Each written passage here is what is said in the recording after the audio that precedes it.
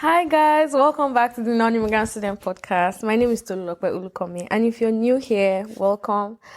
This is season 2, the guest speaker episode. This is guest speaker season, sorry. And today with me I have Olufisayo Babalola. In a bit she'll introduce herself, and we would also talk about how we met. Today's episode, as you can see, the title is Fulfilling the American Dream. And Fisayo is one of the first people I could think of when I wanted to talk about, what it means to finally achieve the dream. All of us. Don't laugh, Fisayo.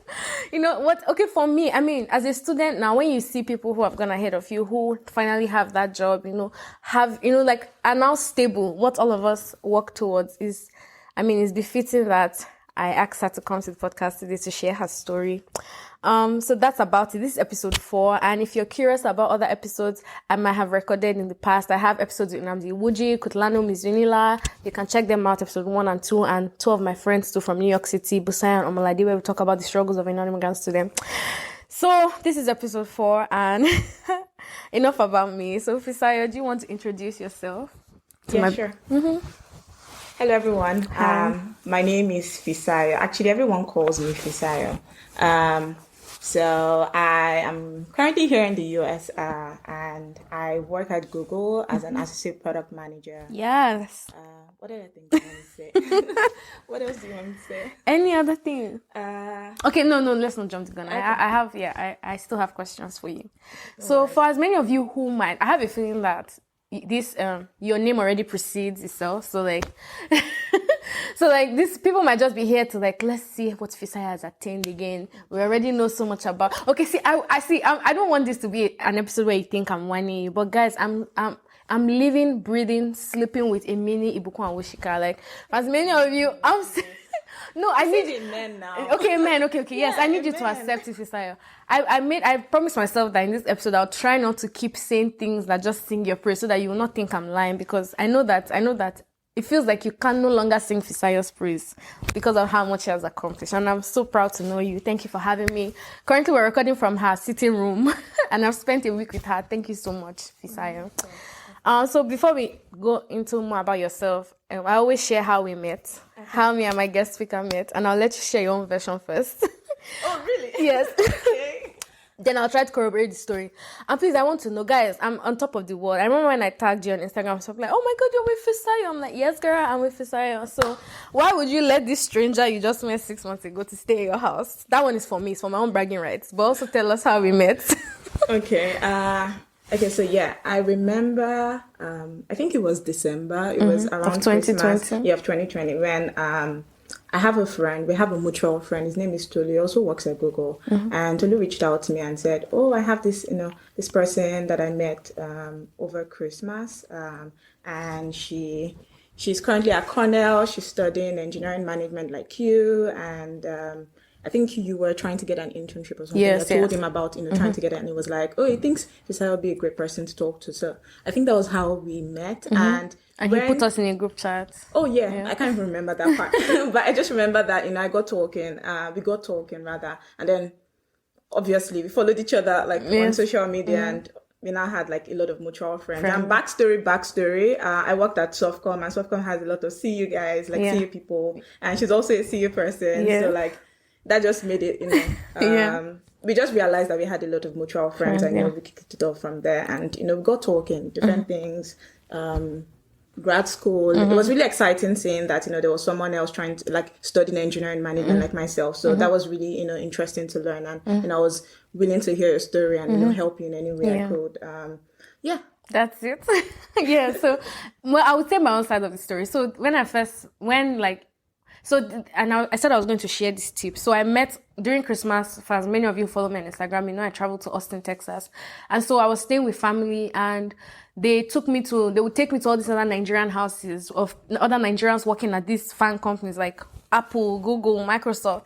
And so that's how I met Mr. Tolu Oduleshi, and shout out to you, Mr. Tolu. And then he was like, oh, you're also doing engineering management. I can introduce you to this girl. I met her at her internship, blah, blah, blah. And that's how he connected me. So I was like, oh, sir, what's your name on LinkedIn? And then I just took his name on LinkedIn. I connected with him. And then that's how, I think maybe he didn't forget. When he went home, he now connected me with Fisayo. And then eventually when I spoke to Fisayo, I just felt, oh my God, I see a lot of myself in Fisayo. Oh my God, I want to be her friend. Like I want to get to really know her past, like all her achievements and all her accolades. And so that's why, don't laugh, I'm serious. Oh my goodness.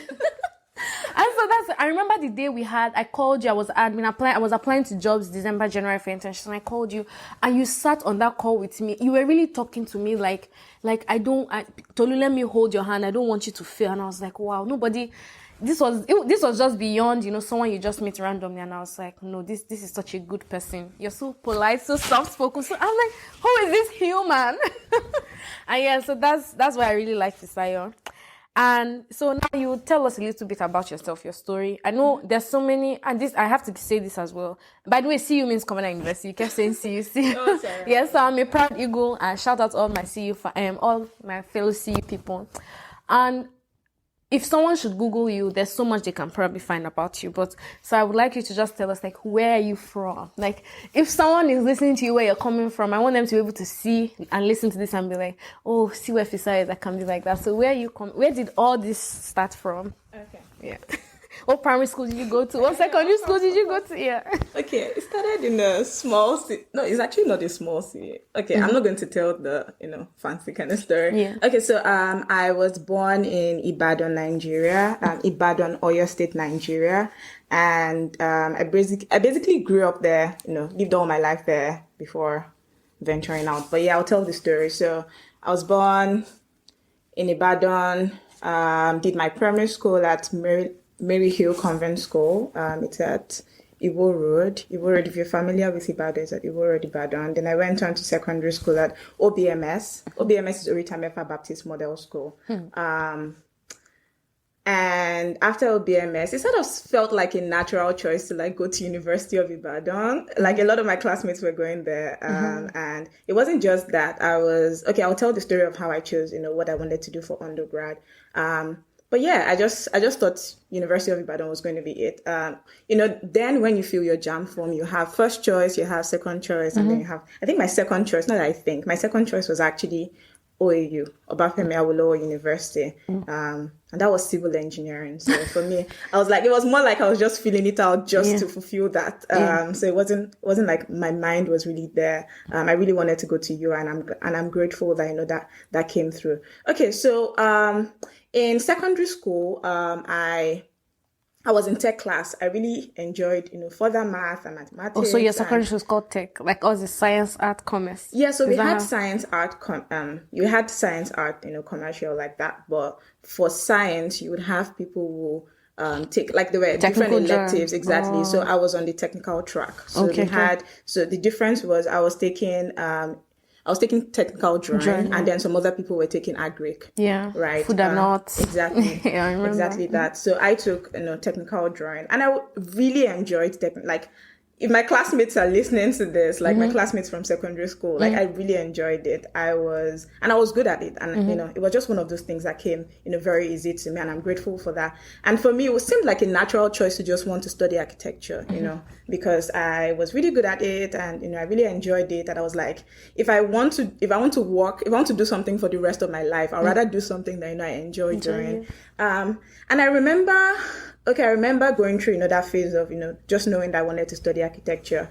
And I remember talking to my uncle, and he's an architect, interestingly. In fact, he is I think he's a senior lecturer now at Unilag. And he currently practices architecture, in Nigeria. And he was like, Fisayo, trust me, you don't want to do it. And I'm like, wait, what? I actually would think that you're the one that, would encourage me to do it since you're an architect. And he was like, nah, I honestly don't want to say so many things about it because obviously it's a lucrative, path. And I really still, admire people that are in that path. And I honestly, if I was going to go back, I probably would still do it. I probably would be caught in between wanting to do engineering and architecture, but architecture was my first love, I would say. He advised me against it. He was like, if you're going to practice in Nigeria, the market is quite niche and it's competitive, and not just competitive in that sense, but it was just like the target, the market is really small. If you think about the average person on the street, right? Even though they might hire, someone to actually help them design their house, just think about the average person. People hardly think about, they're just looking for a structural engineer that would, help them put something together. So he was like, and these days, most people just buy their houses. Exactly. Like, nobody really builds it. Well, in Lagos. Exactly that. But that was even years before all of this started. So yeah, it was like, you know what, Fisayo, just start thinking about other things you can do apart from architecture, right? I'm not trying to dissuade you, but, I would advise you to just, start exploring other options. So I remember then that, I just got curious and I was like, if it wasn't architecture, it was going to be engineering. Like that was just very easy for me to pick out. And a backstory here is, as a child, I was very curious. Like my room was literally a part of, thankfully, I was the only girl in the house. I had the room to myself. So half of my room was like filled with electronics, like junk electronics. So if something gets spoiled in the house, like a radio, I would, rather than throw it out, I would pick it and take it to my room. Interesting. Right. And I always had screwdrivers like in my room. Growing up, I had unscrewed like almost all the sockets in the house. Like when my parents are out, like I was it your parents who kept telling you study engineering? No, it was just me. It was just a thing. And I'm thankful for the kind of parents that I had. Like they were very supportive of everything I wanted to do. Like never questioned me, basically. They're like, is this what you want to do? Fine. Like I never got questioned about what I wanted to do. So that was why it was also very easy for me to say, you know what, I just want to, like, if I wasn't going to do architecture, this is what I want to do. And everybody supported me, and that was how I went on. So yeah, the backstory was just telling that as a background. I was very curious as a child. So when I eventually chose engineering instead of architecture, my parents were like everybody was like, oh, we saw it coming kind of thing. I'm like, okay, you guys. But yeah, so I ended up choosing electrical and electronic engineering, and I would explain why I chose that of all the engineering programs. Then I remember when I was told that, okay, figure out what engineering, like what part of, I remember all these conversations, right? Because they were back and forth in, just trying to pick my major for undergrad. And my uncle was like, okay, you need to figure out which of the engineering. There's civil engineering, there's industrial engineering in University of Ibadan, there's electrical and electronic engineering, there's petroleum engineering, there's chemical. No, we had petroleum instead of chemical. Oh, really? Yeah, we had petroleum engineering. Yeah, and there were some others, like that. And it was like, you have to figure out which one you want to do. And I remember reading a bit about them, just randomly Google searching, and also talking to someone else. So I was like, okay, I'm curious about electrical engineering. And then they were like, there's several paths, under electrical engineering. So there was, electronic, even though it really isn't that defined. Sorry, I'm telling this story is so long. No, right? It's fine. But I just want to get to context, the point of exactly context on how I chose my undergraduate program. And yeah, I remember, I was just like, it seemed like from all the options, electrical engineering offered me like several options, and they were different. I could end up doing whatever I wanted to do, right? At that time, I didn't even know what LinkedIn was. So it was just a case of, I'm just going to take this as, a leap of faith. I don't know what the entire picture, is going to look like. I don't know what I'm even going to use the engineering for. But it seemed like it was going to satisfy that, that curiosity that I had. Yeah, and in your LinkedIn article, you talk about how you were sure it would give you more options. Exactly. And that was how that was even after I'd gone on to pick electrical engineering, right? I just started realizing that, this actually affords me more options, and I'm grateful for that, to be honest. Yeah, so I went on to study electrical and electronic engineering during my undergrad. And at University of Ibadan, some of you might not know this, but for the engineering program, they would, from your second year, you get to start doing internships. So my first internship was an 8-week internship.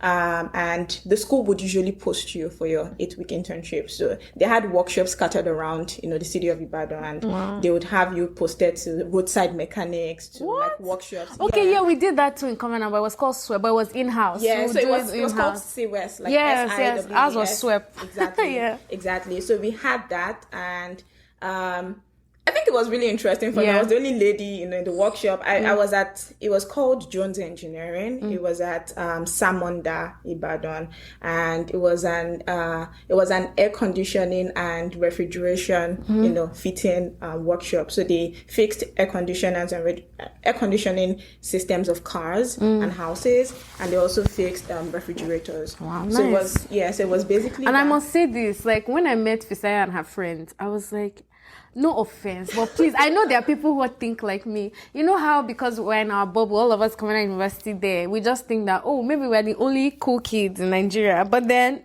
I meet Fisayo and her friends. I'm like, wow, I feel like I can't even sit with them. They're so cool. Oh, I'm serious.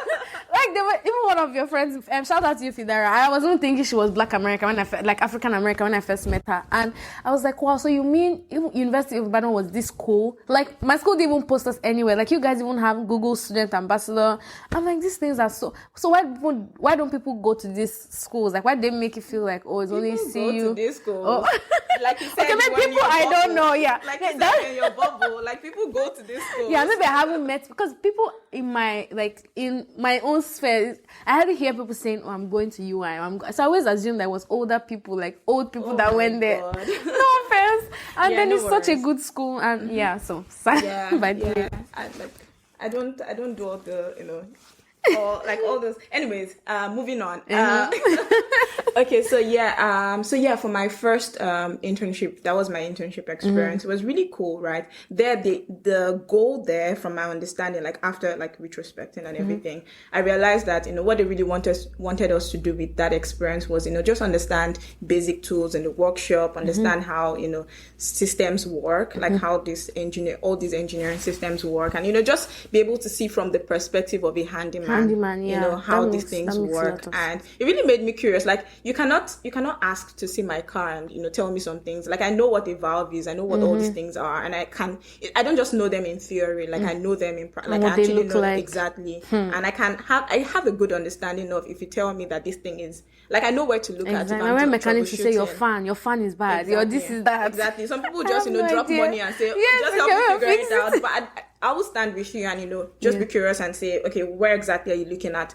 Are you saying that this is the problem? Are you sure it is not this? Like I can troubleshoot with you basically. Yeah. So before we continue about your career progression, because I plan to ask you about that.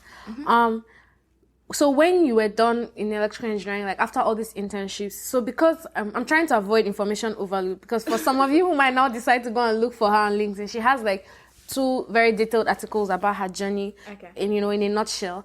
But then so what made you decide to study engineering management, like for your master's? Like, so after you were done, how many years is engineering in UI? 5 years. 5 years. So when you were done with 5 years, I know you also talk about your internship at LM Ericsson for the 6 months and how it helped you pivot into information technology and all of that. But when you were done, what made you decide, like after working, we're going to still come back to Softcom, but what made you decide I'm going to get a degree in engineering management? How many schools did you apply to? What was the application process like? Some people always ask, like, did you finish the first class? Is that why you got into an Ivy League?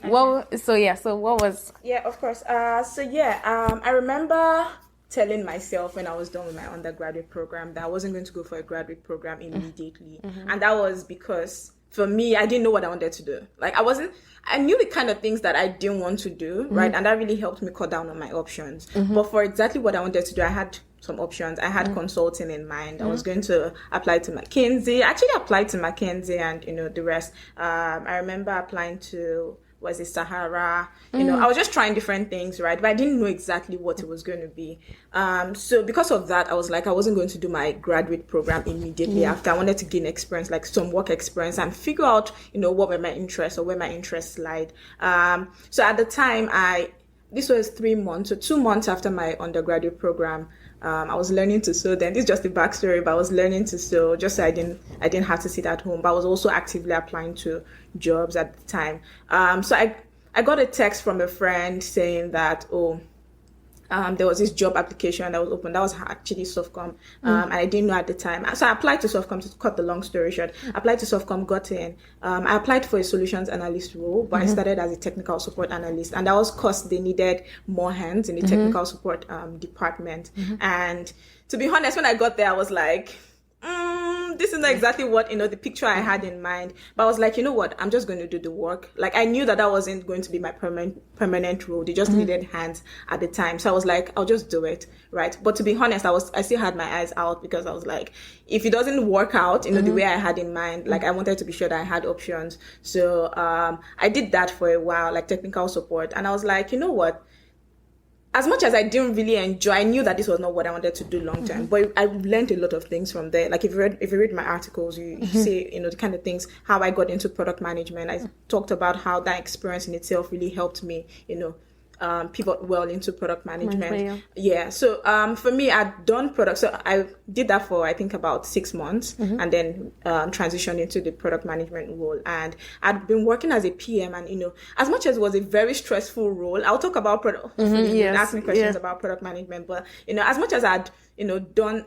As much as I realized that this was quite stressful, I really enjoyed it. I enjoyed the whole process of, figuring out what the problem is and, trying to figure out, what the solution is and working with people to, get to that place where you're like, okay, this is what we're going to build and, going through the entire process of building and, putting your products in the hand of users. That really got me that really got me excited. And I'm like, you know what? I could do this forever. Like, this is something that, I'm like, it was just a very good fit for me. And I really, really enjoyed it. And I was like, okay, at that point in time, I was like, okay, you know what? I've been doing this for a while. I really don't think that I've learned product management in a structured way. And I wanted to do a degree. I think at that point in time, I was like, I think I'm starting to, that was 1 year and a couple of months into my role as a PM. So at this point, I was like, I think I've learned, a bit of it, but I feel like there's still a lot more for me to learn. And I was like, okay, I think I'm ready for a master's program. So I started looking at different,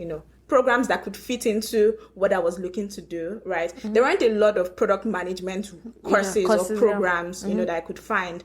I remember my manager then, Yewande, if you're listening to this, like, Yewande is someone that, I really, look up to, and, she's just an amazing person. I had her as my manager for a very short period of time, but it was one of those times I had someone hold my hands, career-wise. Shout out to you, Miss Yewande. Yeah, Yewande is amazing. Anyone that knows Yewande knows that Yewande is amazing. Like, just check on Twitter, Yewande, Yewidewi, like, you would find stuff. But yeah, Yewande, so I remember just talking. What's her surname?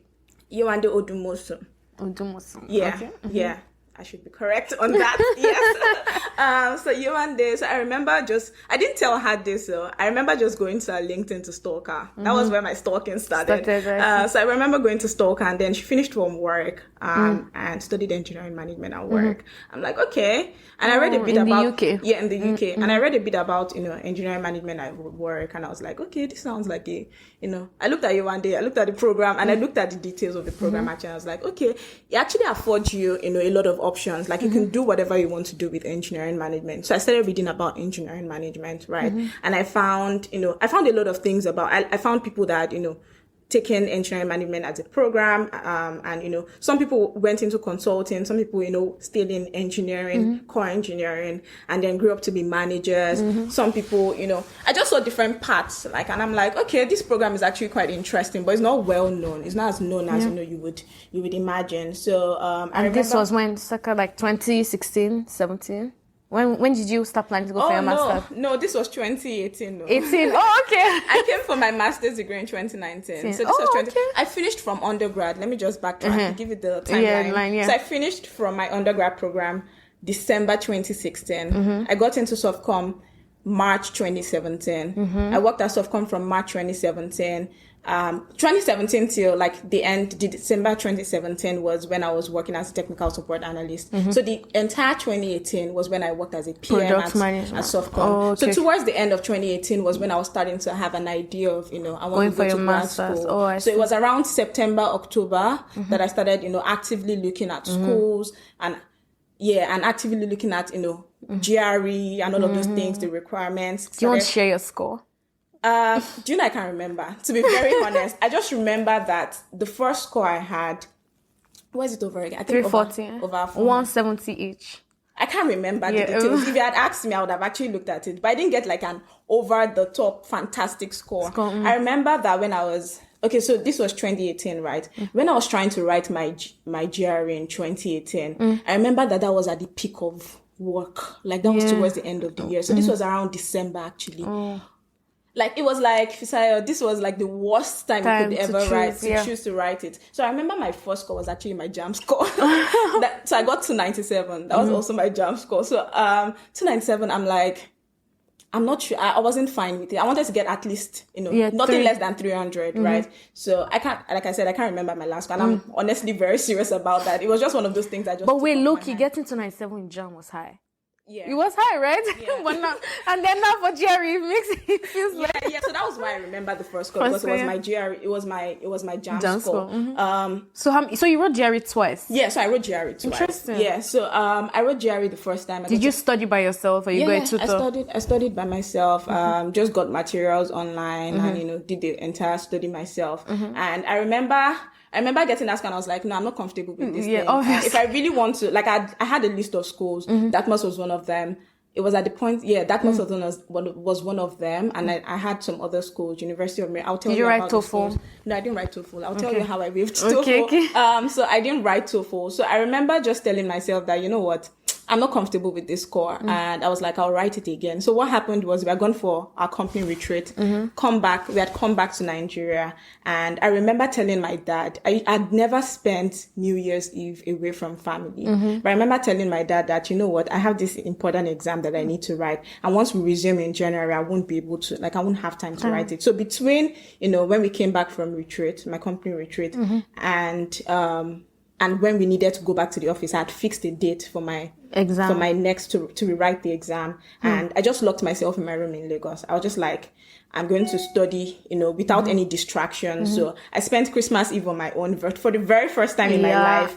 And things we do to study in America, right. I locked myself in the room, and I was like, I'm just going to get this thing done and out of the way. And I know that I remember rewriting it and getting a significantly higher score. Like I said, I can't remember, but it was above 300. And I was like, even though this score, let me just put this caveat here. This score was not exactly the average on my school's website, like Dartmouth's website. What was the average? I can't remember all this number. It's always like 310, 15 and exactly. I remember seeing the average, and my score was just slightly below the average. And I told myself that this is the last. Like, there's no time. I don't even have the time to write it again. Yeah. So I'm like, this has to be the last time. It has to work. That's what I told myself too, that I'm going to submit it like that. Exactly. And I'll tell you guys how, you don't have to have everything perfect. Like, perfect, like every single thing perfect before you apply to grad school, right? And I think my story is a testament. But how did you feel from UI to what was your degree? Like, what did you finish with? I finished the second class upper. And to be honest, I never felt like I was limited by school, right? I knew that school was a process that I had to go through, right? And for me, every time when I was in school, I was very involved in so many other things. Like sometimes when I look back on all the things I was involved in school, I'm just grateful to God that, I was able to balance everything out. I even feel like I see lots of myself in you. Like, I feel like sometimes I envy, like, I'm actually envious of that Fisayo, the Fisayo that was able to balance all of those things and, still at least get our grades, to a reasonable in order, place. Exactly. So I finished would I say it was strong? Yeah, quite a strong 2-1. And who cares? You're at Google anyway. No, it's not about who cares. I just want you, like, if you're listening to this, right? Having a 2-1 is not a barrier to get into the best schools in the world, right? These people look at different things. Yeah. And I realized that when I applied to grad school, because I got into all the schools I applied to. Yeah. So I applied to 4 schools in the US. I applied to Dartmouth College. I applied for engineering management. I applied to University of Rochester. I applied to their business school, actually, for a management of science degree. I applied to University of Maryland. College Park. Yeah, College Park for their Masters in Information Science Management, MEM. And I applied to New York University for their Management of Technology program, and I got into all 4. Wow! With that GRE score and with my 2-1, and I also applied to this school in Dublin, UCD Dublin, University College Dublin as well, and I got in as well, and I got partial scholarships in all of these schools. Like I was just going to say that, when you're applying to grad schools, they're not just looking at your undergraduate academic degree, but they're also looking at, what did you do outside of school? What were the other things that you did? So what were the other things you did? Like, so for undergraduates that might be listening, so that, is it too late if they're in their final year? Like, is it too late to go and join clubs, join associations? Just try to, show that, at least try to show that, you are you are a well-rounded person. You're not just book, but you also have, other things. You have extracurriculars, that you're involved in, or you're involved How with. come you didn't apply to an MBA, for an MBA? Oh, I knew that I wasn't ready. I knew I wasn't ready for an MBA. I would say I was an early career. Career start. I'd only worked for less than 2 years when I'd applied to schools. And I felt like for an MBA, I just knew that. I just told myself that I didn't think that I was mentally ready for MBA. And MBA programs are very expensive. Yeah. Right. And how much did I have now? So, so I just felt like I wasn't ready for an MBA. But the good thing about the MEM, now we've been caveating a lot. But yeah, we'll get to, I hope you guys, I getting the entire gist of what we're trying to say here. So I found that the MEM program, right, was actually like a mini MBA. I usually would, when I'm trying to describe to people when I say MEM, I mean Master of Engineering Management program, the one I eventually went for at Dartmouth College. It was like a mini MBA, and I would explain why I say it was a mini MBA. Is because I got to take classes with the School of Business, right? It was okay. So the way they describe the program, you can Google it and read about it. But the way they describe the program is that it's a bridge between people who have engineering background and who are looking to gain business skills. So you are like, the program is like an intersection between both worlds, and they're trying to give you the best of both worlds. So you're taking some technical programs, some technical courses, right? But at the same time, you're taking some business facing courses. So you're actually sitting in class with MBA students, and that already gave me the experience of course, I really don't know if eventually I'll do an MBA, but like that was. I think I'll still do an MBA. Okay. I think I'm still interested. Okay, all the best. Some people like school. Let me just put it that way. But no. But to be honest, I feel like I really cannot say if I'm going to do an MBA eventually. But that experience in itself really gave me, the experience of, just taking classes with, like learning from, MBA professors. And we had MBA professors even take us some classes that were, engineering school courses. So for example, I think marketing was like engineering school. It was our first marketing course was an engineering school course, but it was taught by an MBA professor. So we had like, it was just the best of both worlds, basically. Okay. So that was a really good experience for me. Okay, so now going into the reason why I think, like I told you in your invite letter, that I'm deeply inspired by how you pursue your dreams fearlessly. Like now that I've heard the full story, I see that you weren't always, how do I say this correctly? Like it didn't feel like you were always aspiring. I don't know. It just felt like you were just intentional about your life. It wasn't. Would you say Google was your dream company? Would you say you had a dream company? No, actually, I wouldn't say that I had it. It was actually an interesting story, and I think I'll tell the story of how I eventually came here to Google. So I wouldn't say I had a dream company in mind. In fact, if there was anything like that, I remember a conversation with one of my bosses when I was leaving Softcom, and I remember sitting in his office, and he was like, "Oh, Fisayo, so what are you looking to do after your program?" And I was like, you know what? I think I would like to work in a bigger structured tech company and see how things are done, where I have people who have gone ahead of me because at Softcom I was one of the first PMs at Softcom, just to call that out. And for me, I didn't have it was more of me figuring things out on my own. I had to do a lot of figuring out because as much as I had a manager, but like for me, most of the decision boiled down to me. Like I had to figure things out on my own, basically. So I was looking for a place where I could get mentorship, while I was working. So I was like, I think it's structured, or a bigger tech company could afford me that. But in my mind, I really didn't have. And I remember him asking me, so what companies do you have in mind? And I was just like, okay, Softcom. Sorry, not Softcom. Okay, Microsoft. And he was like, oh, why Microsoft? And I was like, I just started reading about Satya Nadella, and I think I really enjoyed, Who is that? Who's Satya Nadella? That's the CEO of Softcom. Of Microsoft. Microsoft. Yeah, that's the CEO. Softcom and Microsoft actually sort of sound the soft. So I remember reading about him then, and I was like, okay, I was inspired by his story, and and that was just it. And in my mind, I really didn't take it as I must get into Microsoft. It was just a thing of that's a company I admired at the time, and I was looking to get there. So yeah. So how do we? So now I want us to finally talk about how you broke into the product management role. But I think that let's see. I think that's on your LinkedIn. There's a whole article on how you broke into product management on LinkedIn. Yeah. So guys, please go check it out on her LinkedIn. But for me now, I want to know. So I know you in Dartmouth College, so you were required to get an internship. It was part of the program, and then you applied to Google, and then they asked you to come back, and now you're working at Google. So would you say? paying for that Ivy League education was worth it? Like, what have the benefits of engineering management done for you as a product manager? Just before we get into like your role at Google. Yeah, of course.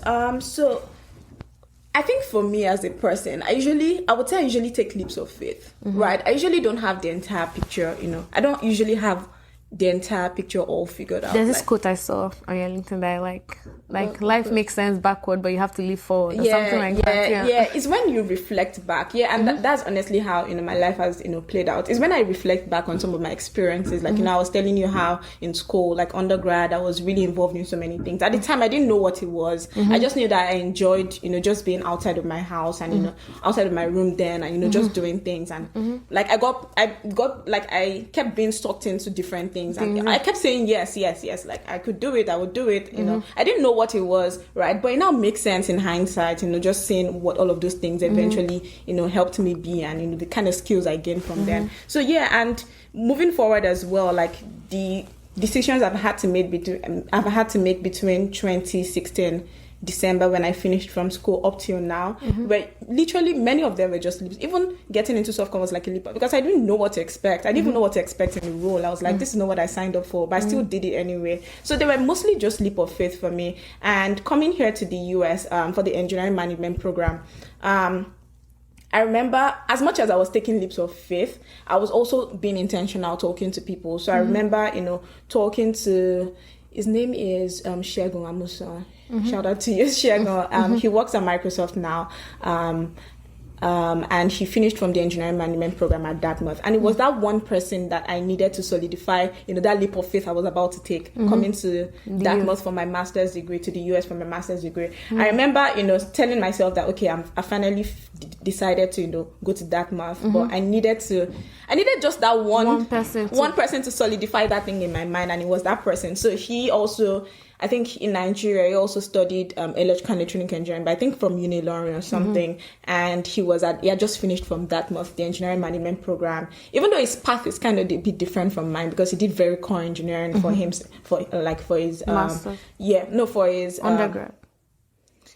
Like his job, like the kind of job that he did, But I just saw that, his path was quite similar to mine. And I'd reached out to a couple of other people who had gone through the program who were Nigerians. I was actually looking out for Nigerians because, I wanted to be sure that people were able to, we had like very similar backgrounds and they were able to understand where I was coming from. I think it would have been a different case if it was someone here. Like they don't have, think about someone who grew up here and, have visas and everything. Like, don't have to worry about visa. It's a different ball game from Nigeria. So I need to find someone that, we basically would have had the same, we had common ground, on things. So I remember talking to him and, he was like, Fisayo, you don't have to have everything all figured out. I understand, I'd been talking to him, like, I needed to have everything figured out. I needed to know, or like every single thing. You have to know how everything will pan out. Exactly. And it's like, it has been a leap of faith for him. Like it has been a journey of, just figuring things out, and just a leap of faith for him. And, that I saw myself in him, the same way you said you saw yourself in, like I saw myself in him, like a bit of myself in him. And I was like, you know what? Okay, I'm going to do this thing. I remember being on the call. That was the first time I was ever talking to him on Skype. And I was on Skype with him for 1 hour, and that's why I don't feel the pain of having to talk to people when, people try to reach out to me. Like I could be on the call with you for 30 minutes. Yes, I was like, why is this girl is really on the call? You even still followed up with me to ask me how my job applications were going. And that's because, people have watered me as well. And, it just only makes sense. Like, you just write that, I do the same. And I don't find pain in it. Like, I actually find, joy knowing that, other people are treading the same path, and, like actually, it makes me really excited, when I see people, ask me questions about this. So what would you say are the benefits of the engineering management program as a PM at Google now? Would you say your degree has been of course. I would say the reputation of the school, right? Dartmouth College, the reputation of Dartmouth as an Ivy League school really helped, precede my application. I see. When I was applying to Google, to be very honest, I didn't get a referral. Like I didn't even have the time because the application period was so short, right? So I didn't even have the time to get a referral. So it was just basically me opening their portal. And I remember just putting in my resume, filling in the form. They asked for a cover letter. They were like, it's optional. Yeah. Like your resume should be able to, give a detailed description of, who you are and your background. So if you feel like you still need to write a cover letter, go for it. And I was like, what? I don't even have the time. So that was what was the period, the application period? How short was it? I can't remember. Because I know Facebook was like weeks. 3 days. No, it wasn't days. It was like weeks. But, but I just told myself I also wanted to put in my application early enough. Yeah, but at the same time, I just felt, felt it strongly. Yeah, strongly to just apply. How many other companies did you apply to for your internship? A lot of them, actually. Do you remember anyone on top of your head? Yeah, I remember Salesforce. I remember Microsoft. I actually got to the final round of Microsoft. I ended up not going for the final round of Microsoft because I already got Google's offer. So that was why I didn't end up, doing Microsoft. I remember applying to Facebook. I actually got a referral from Facebook. But it was a very technical role, and I knew that this wasn't a good fit for me. I remember Salesforce. I got a rejection for Salesforce. You know what I talked about Uber? Okay, I talked about Uber. You know what you told yourself? Yeah. I just told myself, you know what? Maybe I'm too experienced for the role. Nice. Energy. I like that. So when I got the rejection, I'm like, I actually really like Salesforce. But you know what? Many times actually, when you get rejections, there are actually so many other factors apart from the fact that you just weren't qualified. I started realizing that it's not because you're not qualified for the role. It could be that they are looking for other things. For example, Facebook's RPM program. I remember last year, a lot of people were telling me that they were getting rejected. And I saw the common denominator amongst all of them was that they had previous PM experience, or they had some technical experience. And Facebook was looking for more people that now, didn't I'm have not experience. saying that this is exactly what Facebook. I'm just saying that was from my own perspective. So sometimes these companies actually look out for other things apart from your experience. So when you get a rejection, don't think that it was you, right? Many times it's them. You might be too experienced for the role. Amen. Exactly. Amen to that. Exactly. But that was just by the way.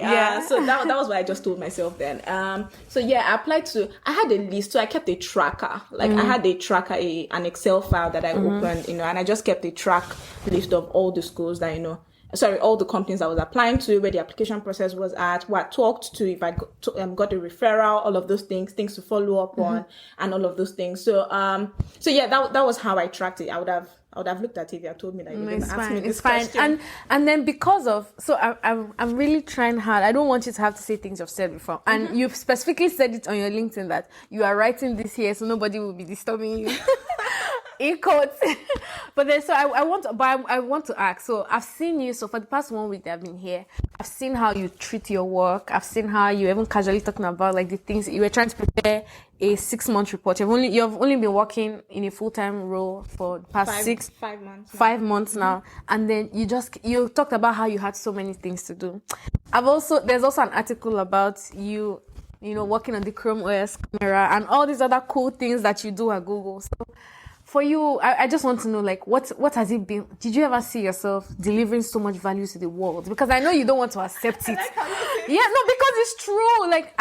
The family I studied in Texas, their son uses a Chrome OS to school, but a Chromebook to school. And I can only imagine that, for all those classes in their own head, they just use the product, but they don't know that, some of my friends like Fisayo are working on it, But, so how has it been for you? I know in the near future, you're also going to publish an article about your time at Google. Amen. So let everyone wait for that. But I want to really talk about your personal experiences. When you look back, would you ever have thought that, wow, I will be helping the world in such a way? Even how, when you Google a song on Google, you worked on how it shows you the lyrics, the overview. So yeah, what has it been like? So I think it ties back to why I even enjoy product management in itself, right? I started realizing that product management actually offers you, it affords you the opportunity to actually work on truly impactful stuff, regardless of the level that you are at the company. So I'll give an example of when I was at Softcom, right? As much as I'd only joined the company for less than a year, and I transitioned into product management, but I was handling quite very important stuff at the company, right? And it was a lot of responsibility, right? And for me, feeling that weight of responsibility just made me realize that, you know what, if this thing is failing, it is on you kind of thing, that weight of responsibility, I really felt it. But at the same time, I also saw the opportunity that it afforded me, to make a change, to do something that, is truly impactful, to put tools in the hands of people, to build tools that helps organizations, to build platforms that, help organizations do better, and, deliver value to their end users and, make the world a better place, And for me, all of those things just started those were the things that, I really saw in product management that I really, got drawn towards, and even boils down to here at Google, as an intern, regardless of the fact that I was an intern, I had responsibilities. People weren't just handing me stuff to say, oh, do this today, and you're doing this tomorrow, and you're doing this next tomorrow. I had to figure out, as much as I had a project carved out for me as an intern, I still had to figure out the details of how that would go, and what the outcomes would look like, right? And just knowing that so what I'm trying to say with product management is, regardless of the level that you're at the company, you actually get to own stuff, and you get to make an impact in your own little way. And for me, that really gives me, like, if anything, like, that makes me really fulfilled, just being a PM or just being a product manager. And of course, Google is one of the biggest, tech companies in the world, and I'm super grateful. I'm super grateful to God for the opportunity, to work here. But at the same time, like, it's beyond all of the work that I'm doing, at the company, and as an APM, you can read about the associate product management role at Google, right? It's a role for early career, people. When I say early career, like recent graduates and, early professionals who, are new to product management or want to get into product management, and if they're interested, you go on with being a PM at the company. If not, you can, I've seen people pivot to other things, but basically that's the APM, and other companies have, similar programs as well. Our PM, they call it APM, they call it, rotational product management as well. So you can read about it if you want to. But yeah, back to my journey at Google, right? I would say that I'm just 5 months in as a full-time employee. But at the same time, I realized that as really outside of Google, I've had a lot of people reach out to me, and, I just see myself. There was a conversation I had. I'm going to go quite spiritual here, but there was a conversation I was having with the Holy Spirit at some point, when I think I was just about to accept my full-time offer. I'd not even gotten the offer Did you get yet. full-time offers from other companies at this time? So the way it worked out was, so I had gotten into Google for my internship. I'd done my 3-month internship, and between when I was done and when I needed to hear back, it took about, I think, 4 full weeks to hear back on my return offer. But of course, I started, applying to other companies. So I didn't even get to. So it's not automatic that you get. No, it's not automatic. It's not automatic. Some people didn't get back into the program, and for some people, they just chose not to come back. Yeah, but it's not an automatic thing. I had to, after my internship, or during my internship, towards the end, I had to do a presentation. I had to put together like a summary of everything I had done at the company during my internship. I also had to do 2 interviews, conversion interviews. Yeah, so it wasn't automatic at all. And then it will have to go through, a process, a vetting process and everything. Yeah, so I still had to do work to get I hope you make enough money for all this because it's so much. I'm happy for you. It's actually it's a competitive program, but that's not what I'm talking about here. So don't distract me. Okay, yeah. Yeah, so I was saying that beyond, like, outside of Google, like, I was talking about the conversation I was having with the Holy Spirit and how that, there was a struggle for me between, like, if I don't get into Google, like, what does that mean for me? Like, where am I going to go? Blah, blah, blah. And, I just started saying it as, Fisayo, there's a reason why you're here beyond the work that you do at Google, right?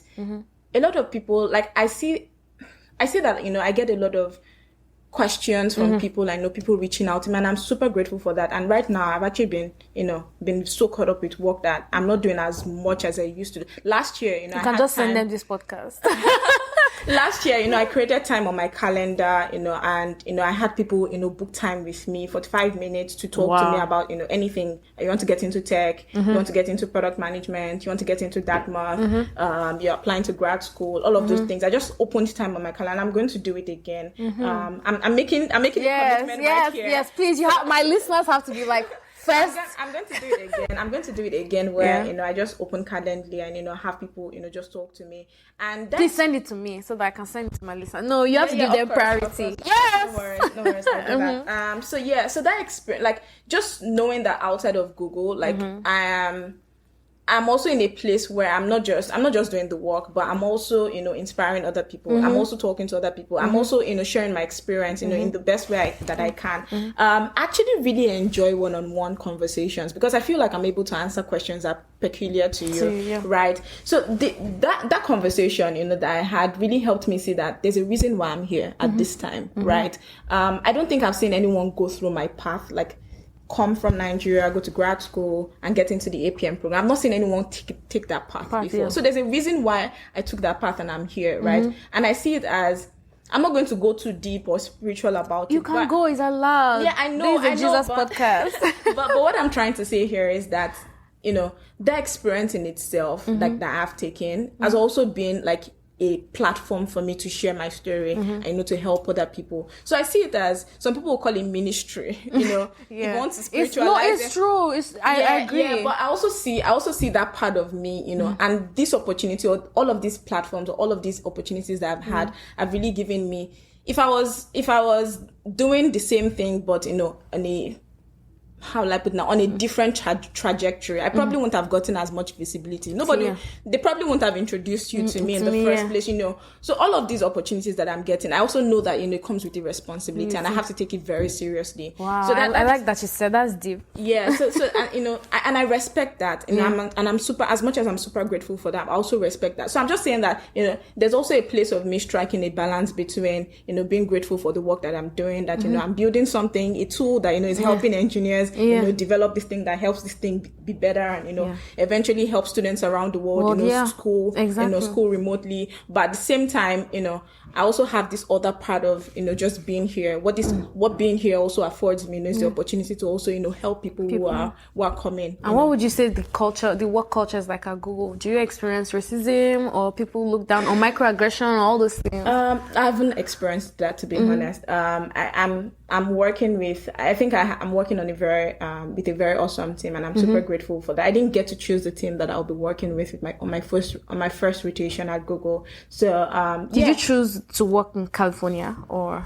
No. Okay, they just, okay. Yeah. So the way it's a structured program, so they usually have, things that, are already set in place that you just fit into automatically. I didn't get to choose the team or the product I'll be working on with my first rotation. So for this, I wouldn't say I prayed specifically about it. I was just like, God, the desires of my heart, please grant it, But at the same time, I think I haven't experienced any of those things that you spoke about. And I know that, the company is intentional about, wanting to, do better on all these fronts, on all these fronts. What products do you work on at Google? So I'm currently working on the Chrome OS software team. So that's the software that runs on Chromebooks. Yeah. Have you worked on any other products at Google? So during my internship, I worked with desktop search. Search is Google's, flagship product and, powers billions of users every day. So it was such an opportunity, and I'm grateful for it. But I don't think I'll go back to search. But that's I'm just looking at you. I'm like, wow. So for a product that big, obviously you don't want to break anything. Yes. So you are seriously, you can actually break something. Well, I'm not on the internet. So it will be very hard for you to do anything like that, right? But what I'm trying to say here is that things are a bit slower there, okay. But here things are, we iterate faster. So the good thing about Google is that it gives you like a bit of like different. You can get different experiences working on different teams. So if you want to work on startup-like products, right, you would have that experience at Google. Google has a lot of products. If you want to work on very, well-established products as well, like search, you get to work on them as well. But they come with, eyes and like they come with advantages. Do you want to share some of the perks that come with working at Google? I know you got a phone, you got speakers, you got I just see all your Google merch hanging everywhere. Is it swaggle? What they call it? I'm like, this is so cool. Well, to be honest, obviously, like if you work at any tech company, I think they usually would, especially for their interns, they want their interns to come back, so they usually would shower you with a lot of swags and gifts and stuff. Yeah. But. There are perks, that come with working at the company like Google. I think you can read about it online. Okay, Fisayo. I see what you did there. Okay, so I see there's so much we can continue to talk about, but so let's go to I now want this is for me and for any other person who now wants to know you outside of your career accolades.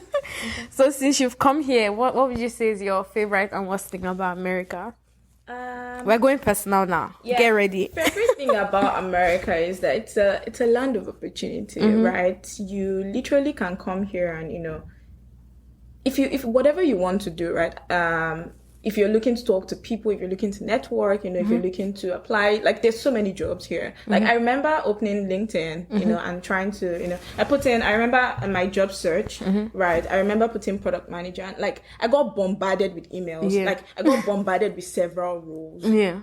Just product management, like I would always get I could get notifications like 3 times a day for like. I think it was you that taught me when we had that call in December. You taught me how to set my LinkedIn to look for jobs. Yeah, you're right. Yeah, so like it's just there are a lot of opportunities here, right? And sadly for me, I would say that I came here and while I was schooling, I think I was only 4 or 5 months into my school when the pandemic hit. So I wasn't able to explore as much as I wanted to, and go places. Even all my my work internship experience has been from home. Just to call that out.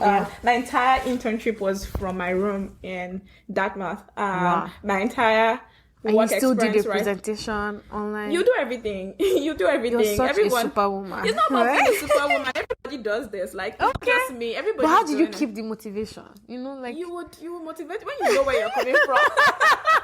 You would find the motivation. Oh my God! And so, what would you say? I know you're almost like hitting 30, 20. Okay. Hey, is it like the mind Tolu, what exactly are you trying to get?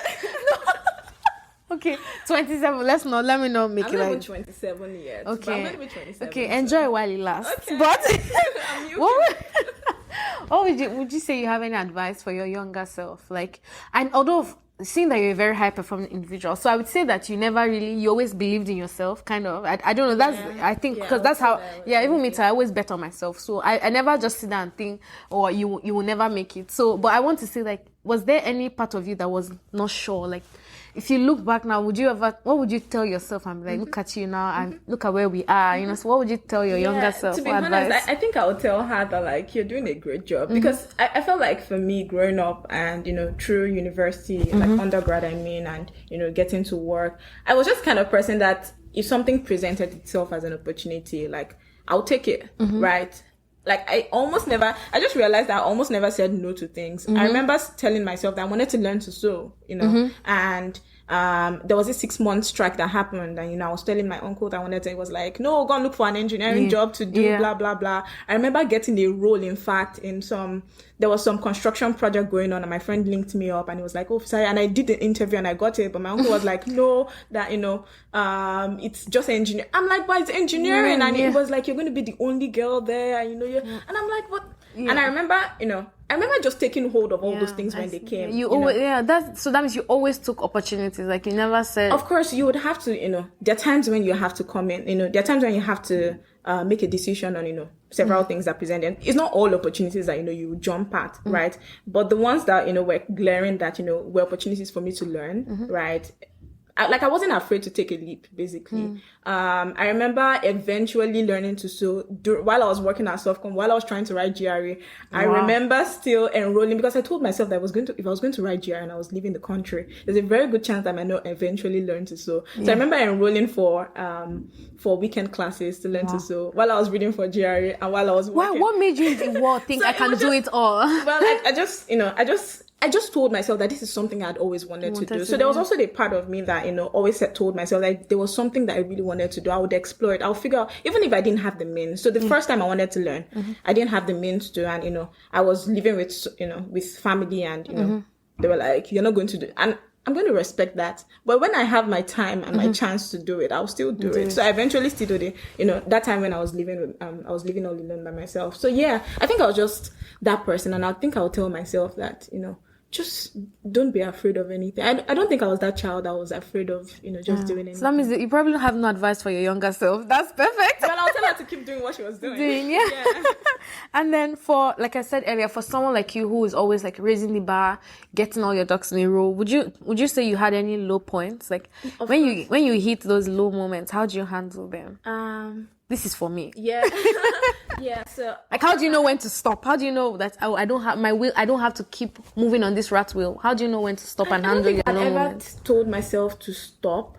I just think that I just learned how to channel my energy towards other things. So I remember, there are times when I, I'm faced with, situations that just means that, oh, this is a door shut in my face, right? And I remember just channeling that energy into something else, into doing other things. And I'm grateful for friends. I'm so grateful that, God sent people into my life that, have been like a support system for me. I don't think I would have, been able to do most of the things that I'm doing today. I remember sitting, and I'm going to do a special shout out to Remy and Ore. I met them at Softcom, and to see my friends till today. I made lifelong friends. Is it Remy the Eagle? What is Remy the Eagle? Sorry, no. Remy Ademiju. Yes, I remember voting for him. Yeah, so I remember sitting on I remember the night I was doing my assignment. So I had an assignment that I needed to complete, like a take-home assignment through the Google interview, like during the Google interview. And I remember sitting on that call, and both of them were on the call with me the entire night. Wow. Like they were on the call. So I'm grateful for friends, I don't think that I would have been able to, do, I know maybe I don't give enough shout out, but I'm sure they know, like, that I'm actually super grateful for them. I'm grateful for a support system that I have. I'm also grateful for the kind of family that I come from. Like my parents were the kind of people that, wouldn't shut things on my face and say, no, you can't do this. I never heard no. I think that's what also helped me, believe more in myself, because I hardly heard no's at home, wanting to do things. So yeah. Deep. Okay. Sorry. Why are you looking at me like that? Okay. So I know you're a very introverted person, and like you're such a I think so. And I think you're a workaholic too. But I think but what do you do for fun? Like what are your hobbies? Like for someone who might be like you now, trapped, working remotely, or maybe they're here in the US, fulfilling the American dream. Yeah, so I have a tendency. When you say I'm a workaholic, I have a tendency to get swept up in work, and I have a tendency to sit down at home and not go out of my house. Right? It's not a tendency, my sister. There are tendencies. It's being aware of those tendencies, I tell myself that I have to be intentional about doing the things that I want to do, to leave my house, doing the things I want to do to, just get a life outside of work and school. So if I'm not talking to my friends, or if I'm not, I think I have Netflix. There are days when, or weeks when I don't go on there, and cobwebs grow there. But, what I did was I told myself that I wasn't going to stop this subscription, from running, because. So that you can continue. I remember, it's only people that have money that do that, Sha. So it's not your fault, but let's move on. But yeah, like if I had stopped it, that would have, shut down a channel, in which I could use to distress. Another thing I tell myself is, and I get encouraged even by, my co-workers and even by my manager to, just get out of my house, create a routine that works for you. So, and I see you work out. Yeah, exactly. So I just started working out. But yeah, I'm grateful that I'm able to do that. But I think it's just being intentional. So I'm very open when my friends tell me, "Oh, let's go to this place." I'm never saying no, but just bring it on. Like just tell me that let's go here. So you need people like me in your life. Exactly. I understand. Tolu's dragging us out today. I don't know where we're going, but let's say we're going out. But yeah. Yes, I first decided to dress up. Yeah, so I think what I just wanted to say here was you just have to be intentional, about moving around, about like when I say moving around, like leaving your house, even if it's take a walk down the road, listening to podcasts or, doing whatever, like just other things I do is, I got myself a tab like last year. That was after my intern. It was a way to say, you did a great job. Well done. Exactly. So, and I had this childhood hobby where, I was very crafty as a child. So I would, draw things, make crafts and stuff. And I remember, No, don't give that away yet. That brings me to my next question. Tell us something about you that's not your LinkedIn. Oh yeah, then that is not my LinkedIn. Yeah. So I do digital art. It's a pastime. Only if people could see it. So please, you guys, if you want to start a souvenir company, please reach out to Fisayo. Like all her digital art look like things that should be put at the back of phone covers, on top of journals, on top of books. So please, let me help her plug herself. See, she will not see the look I'm giving to you because I don't understand what you're talking about. Because I just do that. I do that. I don't want to. I try not to use the word just. So I do that as a pastime for now. I really don't know what it's going to be in the future, but it's just something that it was a childhood thing that I like a childhood hobby that I wanted to relieve. So I got myself that, and I found that I picked it up really nicely, and I got going with that. You saw. Yeah. Okay, I sew, but I haven't gotten Make a flower sewing. crowns. I used to. So with sewing, it was something that I said I wanted to, make sure I did before leaving Nigeria. But I haven't gotten a sewing machine since I got here. And the reason for that is I saw myself moving around a lot. So from school, I knew I was going to move somewhere and I was going to move somewhere. So I wanted to be in a place where I knew that I was going to be there for at least 1 year before I got myself one. So I definitely will get myself one very soon. Hopefully when I get to move to Cali, I'll get myself one, and I would pick up sewing again. I think when I came to the US, my auntie had one. So I remember sewing dresses for my cousins and my auntie as well. So yeah, that is one thing. Another thing that I do. The flower crown thing was like a long time ago. Yeah, it was a business I did in school, which was interesting. Okay, so we're getting to the end of it now. So what would you say is your happiest memory since you moved to the US? Happiest and memory. worst as well. Do you have any worst memory and happiest? I think maybe my worst to be getting COVID, but it wasn't that bad. When I had COVID, it wasn't that bad. But what's your happiest memory? I won't say this was the worst. Let me start from I won't say this was the worst. But there was this day, I was done with my school, like with schooling in Dartmouth, and I needed to stay extra weeks, I wanted to get my driver's license. So I needed to stay extra weeks in school. And I remember waking up that morning. Of course, it was winter. And what do you expect in winter? Snow, right? But for some reason, I told myself that it wasn't going to snow till I left. And that morning, I remember waking up, looking outside my window, and it had snowed inches. Like, it was 30-something inches or 20-something inches of snow. What? Like, it covered entire cars. It covered entire view. And I'm like, I'm never supposed to be here. Yeah. Yes, that's what even my friends in my last episode, they talk about how like it's the little things that frustrate you, like missing the bus, missing the train, that make you feel like. The funny thing is, I'd experienced snow, so that wasn't even the first time. But for some reason, that just triggered so many things inside of me. I'm like, I'm never supposed to be here. Why is it snowing? When you've been locked down, but I feel like also just being lonely. Here, like some of the littlest things could just trigger you. I just start crying. Yes. I agree. This is what my friend said on the last episode, how it would just be raining and she's crying. It's like you just remember, oh my God, why am I here? I miss home so much. Right. What's your favorite, your happiest memory? My happiest memory would actually be when you got your job? Yeah, I was excited. I was actually happy. Would it be when I got my job? Okay, since you said... No. Say what you wanted to say before. It's one of my happiest. Okay, I would say a couple.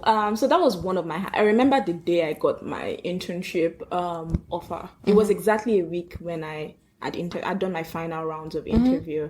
And to be very honest, I didn't know if Google was going to work out. I said I had Microsoft coming, so it was just in my mind.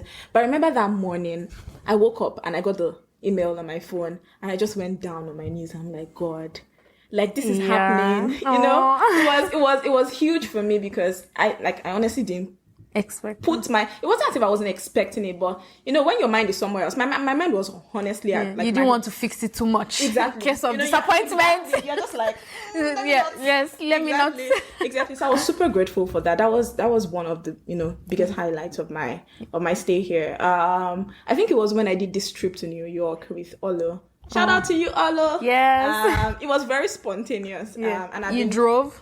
We did a road trip, but I didn't drive. But we did a road trip, and it was very spontaneous because we're just saying that we wanted to leave. Yeah, I'm not a spontaneous person, so those kind of things make you exactly. It made me excited because I just felt like I'm grateful that I could do it. Yeah. But at the same time, I remember talking to my coach, and I was like, I want to travel more. I don't know how it's going to happen. I remember talking to Olo and she was like, yeah, I actually want to leave, leave. And, we just did it and it was so freeing, super exciting. We got an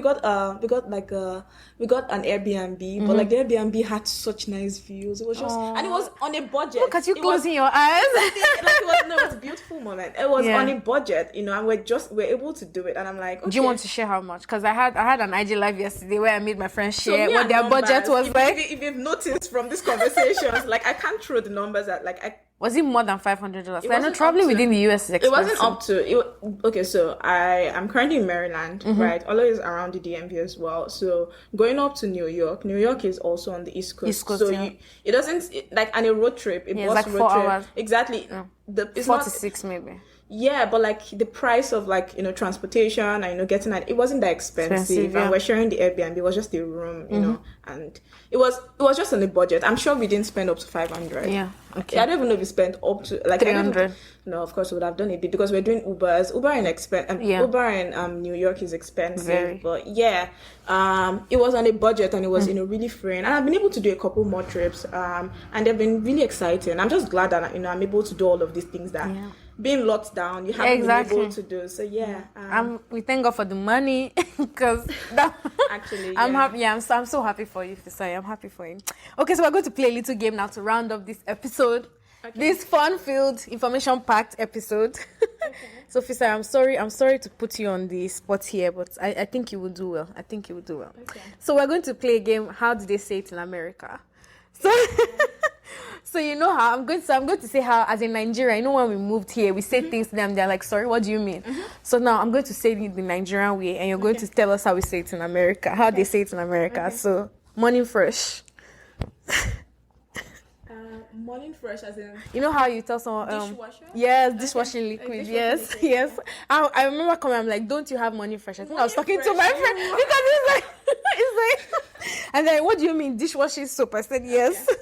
Then what do you know how we say internet, network? Do you have internet? Mm-hmm. What did they say in America? They call them internet providers, I think. Or like Wi-Fi. I think they say like, okay. What of fries? Sorry, I give that away. Just say the one. In Nigeria, we say chips. Yes, fries. Chips and chicken, they say, and then in Nigeria, serviettes. Paper towels. Yes, we're like, we need serviettes. When we go to a restaurant and we finish eating and we say, do you have takeaway packs? What did they say?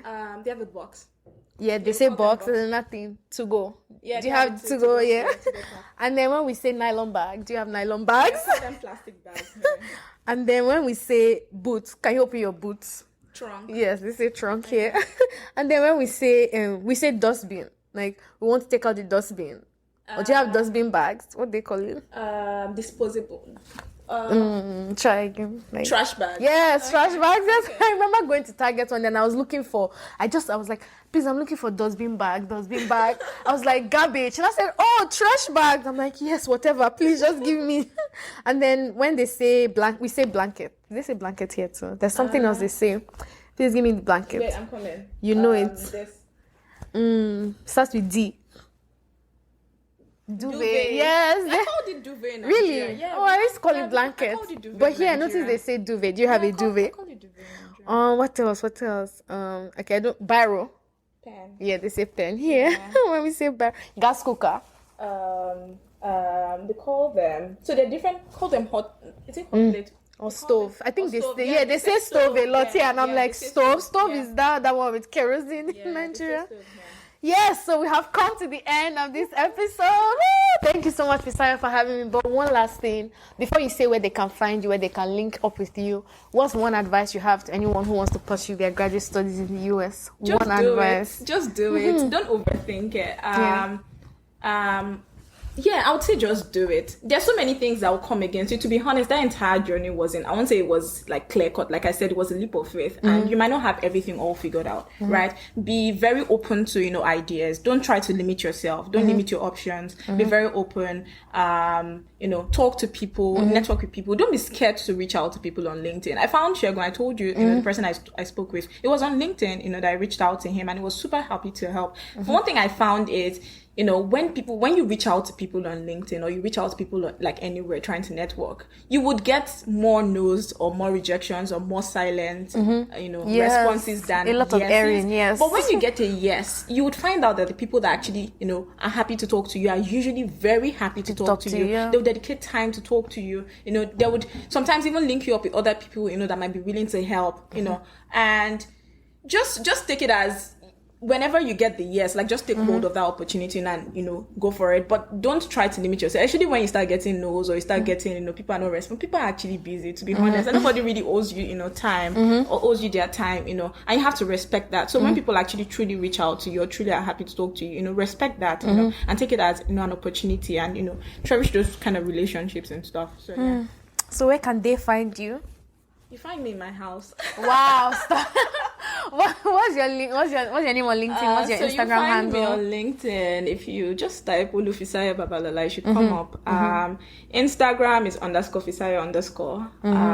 Same as Twitter. I don't know if there's any. I try to keep them the same. And I think your digital page is on your main Instagram page, your digital art page. Yes, guys. I'm serious. I want you to make a business out of it. Yes, It's too good for a pastime. Yes, Okay, we have come to the end of this episode, guys. Please share with your friends who are trying to break into PM roles, who are also looking to come here to school in the US. Fisayo, I'm so grateful that you did this. Thank you. And I hope that you can always give this episode to people and also help, maybe to help them, to make sure that this podcast grows. And I hope we're able to answer all your questions. But if you have any questions, you know where to find me. You can follow me on Instagram at the Non-Immigrant Student. You can also send me an email at the non-immigrantstudent@gmail.com. Thank you guys so much, and remember that if we can do it, you can do it too. Bye, guys. Bye.